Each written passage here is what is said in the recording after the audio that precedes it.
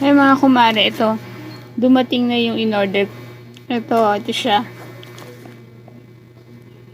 Ilalagay ito sa ladlaran ng dress. Ayan, kasi pang Christmas nga eh. So, in-order ko pa siya ng bukod kasi ibang shop yung kinunan ko nito. So, ito ilalagay sa ladlaran ng dress. So, mas maganda pag ito yung gamit. So, pinili ko yung 3 inches para maganda, mas malapad. Kasi kung yung 2, mas mura-mura. Kaya lang, pangit naman. Yan. Ito yung pa-free ni seller, oh. Ang liit. Pero, pwede na as coaster. Social. Yung nga lang, isa lang. O, diba?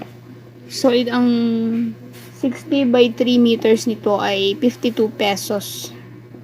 So, kung medyo maluwang, kulang isa. So, nag-order ako ng 3 para mas okay yung sumobra kaunti kaysa magkulang. Tapos, order uli. Waste of time and money.